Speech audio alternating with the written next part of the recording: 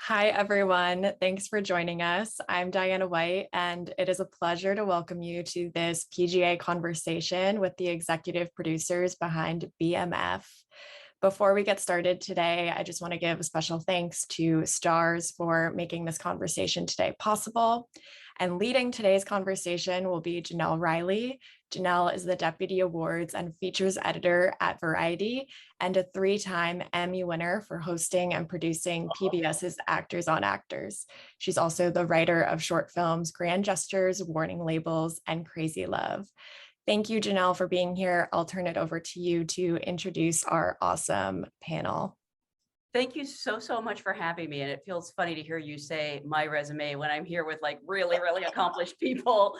So I do want to join today's guest. I do want to welcome today's guests, executive producer, showrunner, and writer, Randy Huggins, and executive producer and director on an episode of the season, Curtis 50 Cent Jackson. Thank you both for being here.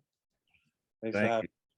Pleasure. Now, I know both of you do a lot of different jobs, and whenever I have people as accomplished as you, I like to go back to the beginning and ask, what was your first job in the entertainment industry? And you know, some people start in mail rooms, some people start in school plays. You both do so much. I don't even know where it all began for either of you.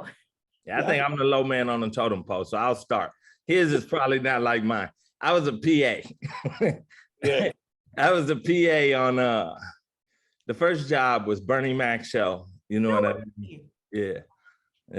And then the Shield, I went to writer's assistant. So yeah. Now here's one. I'm the lowest man on the totem pole. I'm sure his is much better. For me, it started out music, and then like with the success of it, I've been able to involve myself in all the other areas that I've been excited about. So. Did you always know you wanted to have like this TV empire with, all these shows going? It's interesting. I feel like it's not finding a new audience. It's staying with your core audience, because when the music connects, like I look at it like if the person was in college in 2003 and having an adult experience and out enjoying themselves, that the interaction socially is probably the most important period for them, right? And they wouldn't be able to go anywhere and have that interaction without, because my music would be wherever you're going. Like if it's in a nightclub, sports bar, wherever you're at, I would be there. And then now, let's say those people weren't responsible people, they still have responsibilities. They have so much fun that they have kids, right? And because they have kids, now that person wouldn't be back in the nightclub unless they were comfortable partying with their kid. Right. You see what I'm saying? So they have that same drink that they would have on premise in the nightlife or in a restaurant. They'll have that in the privacies of their home. If they're really successful, they have wine cellars. If they just did good, Randy, they have a bar. And if it didn't really go right, there's still a bottle. There's still a bottle there, and they have a good time. But that audience will tune in and check me out on Sunday, you know what I mean? So I look at it like the majority of the people work Monday through Friday. Saturday is a good time to go out. Sunday is a great time for television. This is why we moved from, remember we was on Saturday nights, right, with Power, Saturday to Sunday to go up against Game of Thrones at that point. But I just think Sunday is a television night, the premium. I agree. And obviously people are watching. I believe you were renewed for a second season right as soon as your first episode aired, maybe even before that, actually. As the highest premiering series on Starz, like the rate, like when I said it would be bigger than Power, it lived up to the expectations, because it's where Power is in season 8 right now. Technically, Ghost is Power season 8. Wow, that's so crazy. Ghost came on 7 days after the results of Power with new characters. So it's 8 seasons of that. But if you looked at the numbers, where this really was like season 6, season 5 of Power. We already there on the first season. That's amazing. I mean, BMF is based on the story of Detroit's Black Mafia family, and it's so compelling. I'm curious, I don't know who it began with, but how you first became aware of this story and who first started thinking about it as a series. Oh, that's 50 all the way. Yeah, this story is connected to music culture Mhm. because like Meech himself, he was well, his dad had passion for music, and then I guess that's where it came from, his passion for music, and he had a lot of relationships in music culture around the time. Like I came 2003 with Give Rich or Die Trying, the indictment was 2005. At the time that I actually settled down from the tour was when they were being convicted. So it's like, because the success of the record made me run for 2 years. Like I was everywhere touring internationally and stuff. So when I got back, they were all going to jail. Like music, you can see music in music culture, how things shifted from, there was a period where it's strong New York-based hip hop music is there. Then it goes to California and you see a lot of stuff in the Bay Area and cool stuff coming out of there. And then it moves to the Southern-based markets. And at the point that it starts to hit the Southern-based market, I think it becomes a little more fun because dance culture becomes a little more part of it. And now you'll see artists, their song will be a hit because of the dance that they're doing on TikTok. Right. Like, because it is a Southern-based vibe to that actual music. And when we say crack house, it is trap house, trap music. This is the largest indictment since those terms changed. Like, and so when they say it's trap music, it's really street music. It's street oriented music that reflects the environment that they actually are. So how long have you been wanting to tell this story? I had it for some time now. I was like, it took me 4.5 years to make it. Wow. Yeah, like, and each time, like I looked, there was points that I had two writers, Josh and Darnell first as a writers team involved with it, and they weren't quite the right fit for it. So they moved on and had success. They did the Teenage Mutant Ninja Turtles, Transformers, and Hannibal for Apple. So while they were doing that, I went to what would organically be the best fit for it at that point. And Randy will look, they say, well, you passed over me the first time. I made it back. I made it back, right? And when I got back to him, I was like, look, he knows Detroit the best. He's gonna know how to put this together the right way. And, just was good instincts. Yeah, that was the best description I've heard, of all my conversations with him. Because like I was on my last season of Power when he told me. I think we were at a restaurant watching a screening and he was telling me, and I'm like about to leave Power, like, oh, he's telling me because he wants me to do it. And he's like, yeah, I got these other two writers. And I was like, ah. So I left, and it was great because I left and I went and did my thing on a couple other things. And then when he called me back, it was just a perfect timing. And I think that's the most beneficial thing I can say about this series is everybody that has been a part of this series has been, the right person at the right time. And I think that's truly the case with he and I, because we spent so much time together working on Power, you know what I mean? And now we get to do it all over again on this, and it's just fantastic. And Randy, obviously, when you have a story based on real events, there's going to have to be creative liberties taken. I'm curious, in that writer's room, how do you sort of decide when and where you can take creative license, and how much involvement, if any, do you have from the real people? Oh, absolutely. I have a lot of involvement with the real people. One of the first things 50 did when he asked me if I wanted to do it was he put me on the phone with Meech. So Demetrius Flannery and we used to talk like every day. But what's crazy, people think that's a long time. I'm like, you can only talk 10 minutes at a time, dude. You know what I mean? So you're getting the most that you can out of them 10 minutes. And then, I went to see him in prison like 3 or 4 times. And, I just really was able to get a grasp of the story. You know what I mean? His story.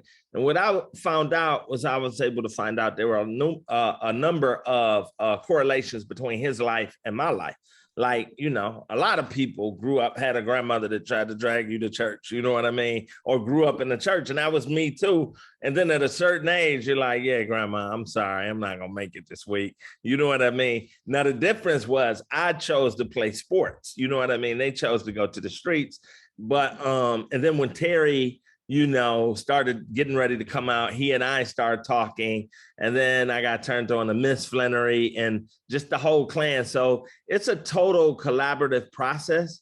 And I would probably say more than anything, that's one of the things I'm most proud of of this project and I think 50's always reminded me, man, listen, hear them, but don't hear them. You know what I mean? Like, you got this, like, you tell the story. But I think there is a certain amount of authenticity that I try to maintain, especially being from Detroit. So, you know, I was able to make Detroit a character in this piece.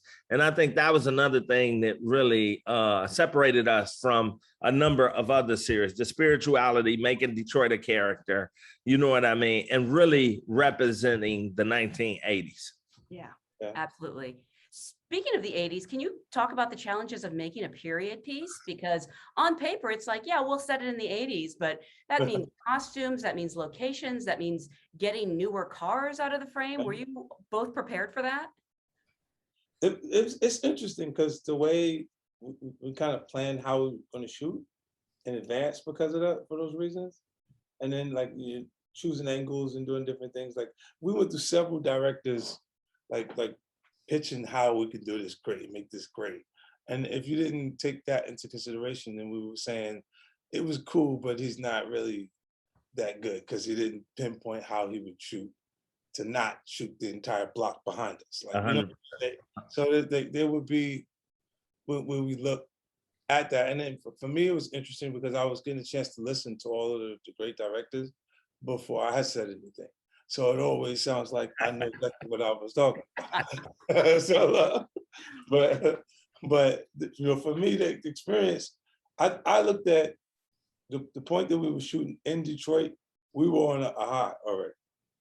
Like the entire cast was already on a high from the experience and the journey that we've been on for the project. Because we had so many different like oh shit moments.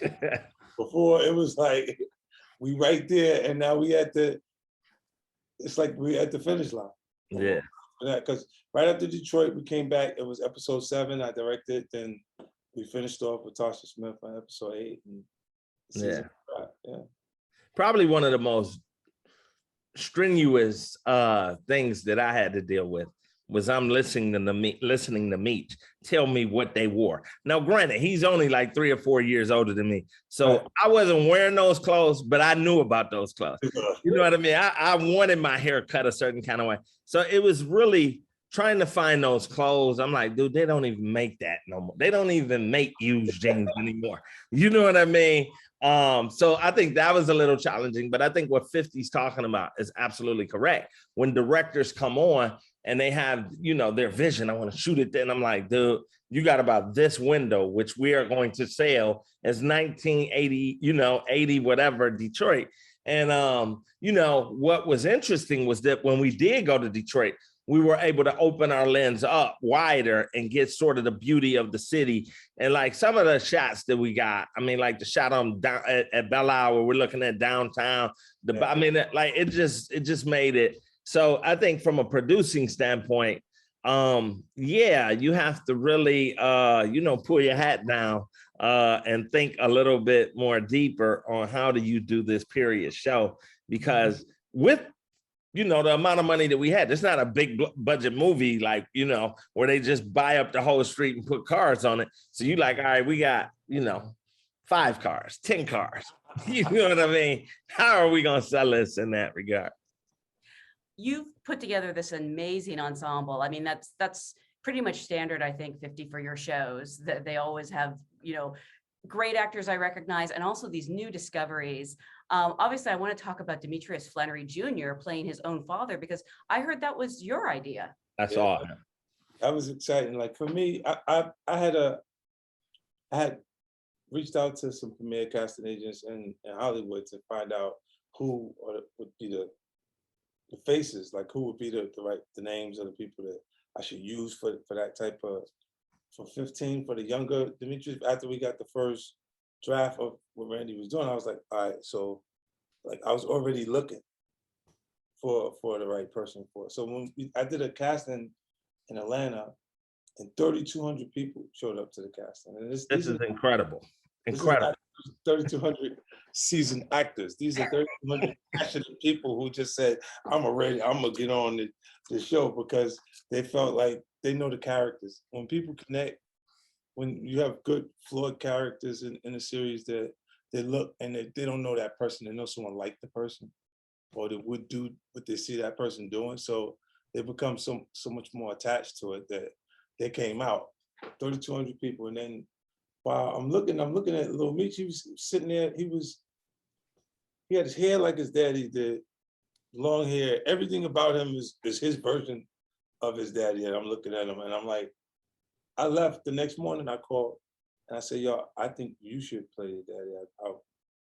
I flew him from Atlanta to California and I put him up and started his acting classes and everything for him at that point. Because he didn't have nothing going on that would make him stop. And I think the part of it that helped was his perception of me. You know, because when I was saying, I know you can do it, go ahead, you can do it. Don't, what happened? He'll tell me that, you know, I was in the class, I was doing it, and then they said I was doing it wrong, whatever, like this, and I'm like, well, I know you can get it. Like, don't think that you can't do it. Like, you know what I mean? And he's like, all right, go back. And then by the time we actually get to the wire, there was a point that he had to tape. He taped himself, like he had to put himself on tape to get the job. And he had a coach, not the acting coach, but another coach, help him tape himself. So when you put together a bad tape with the coach, it's the coach's fault. When you ask me, because I paid for the boy to go acting school, right? Them to do good. So when it comes out and it's not good, I think it was amazing for him, and that's was a part of why his performance is the way it is in the show, because it put him on his heels to the point that he felt like he worked for the last 18 months and he wasn't going to have the opportunity. And I was telling him, you just have to stay focused and work. You just have to stay focused and work. And I'm like, don't worry, it'll come back around. Because I kept saying to them, you're gonna find what I found when I went looking through the casting agents. And then when you come back, you'll realize that this was the right decision. I got a call from Jeff Hirsch, and he was like, yeah, you was right about that. Like after we started to shoot, but it was look, the networks put pressure on the showrunner, the writer, showrunner. It's really all the pressure's on him at that point. And they're going, look, we want this to be great. We want to find the best actors to deliver this. You delivered amazing scripts. And when that pressure is there, you're like, I want it to be great too. I worked hard he worked so hard on it that he's like, yo. So it's a point that they put everybody on their heels. Like, where he's like, yo, I'm like, nah, he is gonna be the guy to do it. And I'm knowing how the audience, I'm knowing what marketing the show, how I'm gonna sell it to the actual general public. The difference between Ghosts is fictional. We made up Power series. You know what I'm saying? It's based on my neighborhood and things that transpired in my neighborhood. So if after I sell you a fictional version of the story, the only thing that's gonna be a little more intense when you're viewing it is something that you know is true. Mm-hmm. And that's the upscale, like when Rand put it together, it just went. Like, we have no success. I kept saying to Randy, you the guy to stop using their ideas. That is absolutely true. It obviously worked out. He's great, but Randy, we can be honest now. Were you ever concerned? Absolutely. Absolutely. I mean, he just described, you know, the whole conversation, everything that went down. And, you know, again, you know, I've been a showrunner before, but like, you know, this was it. I mean, this was going to be the show that everyone was watching. And, you know, do you sign up with somebody who has never acted before to be the lead of your show? That's a lot of responsibility. And he's right. Everybody's looking at me. And I'm like, I don't know. But what I can tell you is that I think, you know, by Little Meech not getting it initially, I think that pushed him harder and he went back and worked. And that's when I got to see how much perseverance, determination, you know, and just doggedness that he had, you know, and he went back and worked on it. And then I saw another tape And that's when I told 50, I could see it, because even, you know, in places where his inexperience may play, it can be seen as, you know, vulnerabilities and make the audience fall in love with him more. So I was very proud of him. But what you have to realize is that you can't treat him like any other actor. You have to do a little bit more hand holding. And so I would go to him and explain to him my intentions on writing the scene and where the turns are. And the most beautiful thing that I can say about this young man is that's how we started out. But by the end of the season, he was coming to me, telling me what the scene was about and where the emotional turns were. And sometimes I was like, yeah. So you want to see that type of growth and evolution, and you know, your lead character. But I think the other important thing that we did, and I have to give credit, one, I think a lot of people get credit for this, but one, Tasha Smith, because she pitched Russell Hornsby. And I didn't see that. You know, I didn't see that. And she was like, no, it's Russell, it's Russell. And then we got Nicole Brianna White. And then we got Steve Harris. And Tasha was like, we could get Wood too. And then we got Wood. And then we really lucked up and found Eric Kofi Abreva. So what we ended up doing was we started to surround this young man with veteran talent. You know what I mean? And I think that helped his evolution as well. And then we found like Da Vinci. And really what it was, what got him the part, was we did a chemistry read between him and Da Vinci. And when they did that chemistry read, I was like, that's Meech and Terry. You know what I mean? And then when we took him to Atlanta and they cut his hair, he literally morphed into his father in front of my own eyes. So again, I can't take a lot of credit. It was a total team effort, but I will absolutely concur that 50 Cent saw the vision in Little Meech. You know what I mean? And he pushed that. And this kid has proven us all right. So kudos to 50. The relationship between the two brothers, it's obviously so vital to the show. I don't know if you decided early on to focus on that, or if that was, you know, almost a result of the chemistry between Lil Meech and Da Vinci. No, it was already written in there. Because this really is a show about, when I came on and I started talking to Meech, I have to give credit to him too, because he helped shape what the story I wanted to tell. Because he was like, everybody know about these dudes from Detroit that went to Atlanta and started getting money. I don't want to tell that tale. He says, I want to tell the origin story. We were two dudes who grew up in, you know, a household that had a mother and a father. You know what I mean? We had, the Bible was open on every verse. I want to tell how we started. It was so much love and everything. We were just poor as all get out. You know what I mean? So that shifted the way in which I wanted to tell the story. Now, as we watch this story evolve over the years, you know, you're gonna see that brotherhood shift as well. But I think it's so awesome to start with love, and then you understand some of the choices and decisions they make as the series goes on. Was that chemistry between the cast pretty instantaneous? It sounds like the moment those two met, it was, but it's always strange when you throw people together and say, okay, pretend you've known each other your entire lives. It was, yeah, go ahead. The table reads ahead of time that they got really excited and acclimated to each other from there, because it was really like everybody's in the same room. I'm on a Zoom, like, but they're in the room and they were already, look, it felt like we were gonna win. Like, I did not question that this show was gonna be the #1 show the entire time. Like, from the point that we actually got to the table and at the table reads and stuff like that, I'm going, yo, excited, because I can see it when everyone's voices is there instead of, and now I'm like, I'm spot on, right? Like, I feel like I'm dead right with for this to come next, following what I've already offered. So they'll get a chance to love it. And it only gets better. It has the things that the hip hop culture, the things that youth culture and the aspirational side of that. Like, think about hip hop, everything that's high end is in it. But they don't, they're using it for their presentation. Yeah. And the cars go back and the jewelry goes back until they start to really make it, and then you start to see those things really be around. But they have the highest aspirations, and this story is on a journey that keeps going up financially, keeps going. It's the push it to your limit montage from Scarface, but it continues to go up and go up and go up. And I think that's going to be a ride that they're going to be excited to be on, because they're going to see them grow at different levels when there's more and more money involved. Until, ultimately, if you don't show the end, then you've done a disservice to everybody, because you didn't show them where it led. Right. So obviously you have this television empire you've built now with the Power series. How does this series sort of differ from those?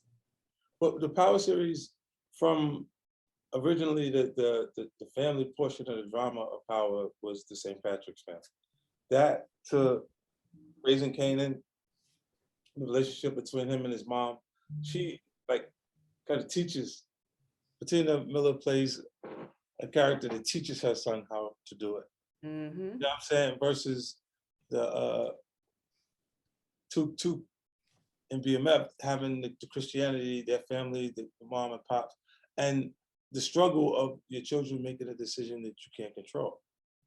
So you may know that this is definitely like a bad outcome or a bad route. This is when it feels like everything's Meech's fault, because Terry, you have that traditional thing that we see when an older brother follows, when a younger brother follows his older sibling.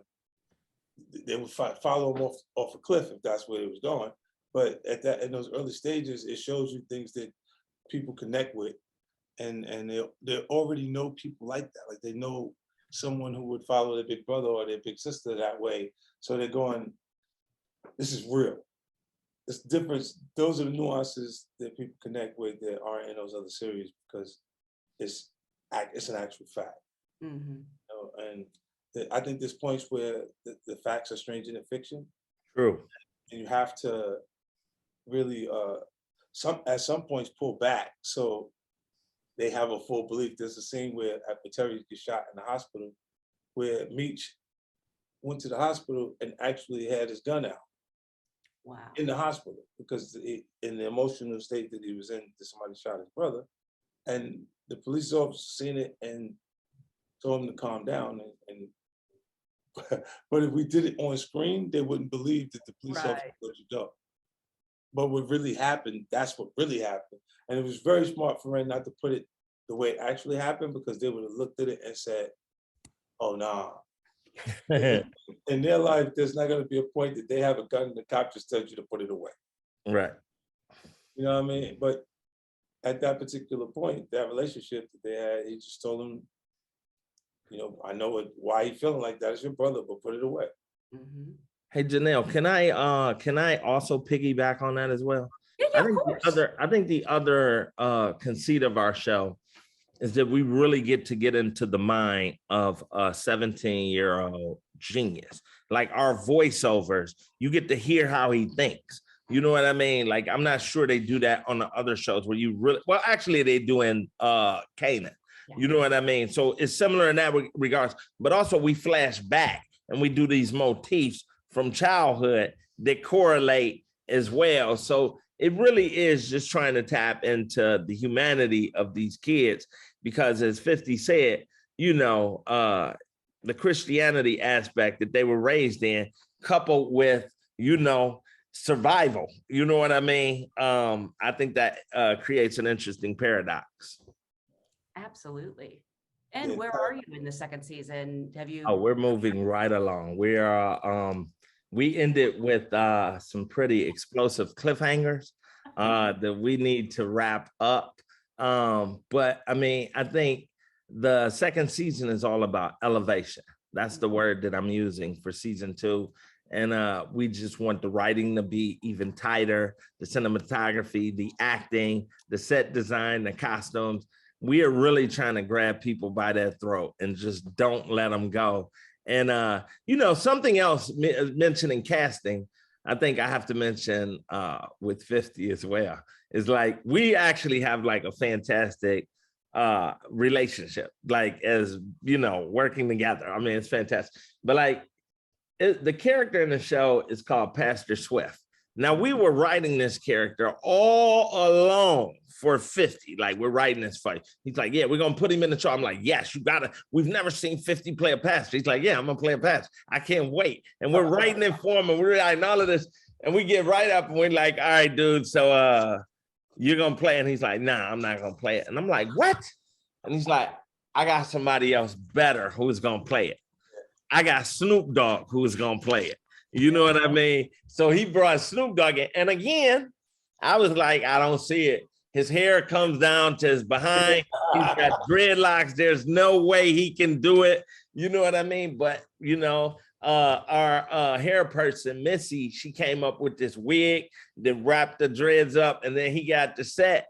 And that's when I found out how talented this dude is. I mean, he is fantastic. But that's also when I found out, you know, when he has his medicine, he knows everybody's line all over. You know what I mean? But when he don't have his medicine, he may stumble. And then I'm like, okay, medicine break. And he'll come back and just get everything verbatim. And, you know, that was a treasure. But then what happened was I had to start to think like 50, you know what I mean, on marketing. So we know we're going to Detroit to shoot. And I'm like, hey, man, hold on, Doc. Now, Eminem is your dude. Like, we about to be shooting in Detroit. He does not like to leave Detroit. What if we got him to play White Boy Rick, which was a big time drug dealer in Detroit? Yeah. And he was like, you know what? I could tell he wished he had that idea. I could tell he was like, you know what? I'm gonna make that happen. And he put the call in. So that was the only time in our whole casting and working together like that that I actually have one on it. Yeah, that's brilliant. And Eminem is a really good actor. I've always liked everything he's done. It made them anticipate the episode 7 more that he was there. It was exciting for him to step in. And he's like, that's my guy. If there's an opportunity for him to do something for me, he will. You know, so he popped out and he did it. And then we did the de-aging of him, because you know, the Eminem that we got wasn't the Eminem like you like. Yeah. He has to be like a 19-year-old kid. Sure, he had to be 19-year-old White Boy Rick. So they digitally removed the hair from his face and brought him back to the 19-year-old version. And for me, Jenelle, that episode in itself, I mean, like, you have 50 Cent directing, executive producing, you have Eminem, you have Snoop Dogg, you have Cash Doll, who's a Detroit rapper. Yeah. I mean, talk about the power of hip hop in one episode of TV. I'm not even sure that's ever been done. So, like, kudos, you know, to everybody that participated in that, our entire cast, and kudos to 50 for that specific episode, because it was fantastic. It's a great episode, but 50, I do want to see you act in this show. Are there plans for the second season? Randy's always up to something, so I don't know what's happening. You know, I did look. The only reason why I didn't play Pastor Swift was Raising Canaan was starting. Oh. And I was like, the marketing is me in Makai's face. At the same time, I didn't want to clash with that when I had this coming. This is why there was nothing said until I had a solution. So I was looking for Snoop. I had to find something that could be a replacement for it in there. And then it just works out perfect. Okay, but season 2, if you have some spare time and it's up to Randy. Randy, no, he's up to season 2. We've been at it. I mean, we've been at it. We're in the lab right now, writing away. And you know, I think right now, one of the biggest things is that season 1, the parents really didn't know what their sons were doing. You know what I mean? They find out. Well, season 2, they know the cat is out of the bag. So I think thematically, it's all about seduction and temptation. You know, you can keep waving an apple in somebody's face who's hungry, but if you keep waving it, pretty soon they're gonna grab it and say, give me a bite of that.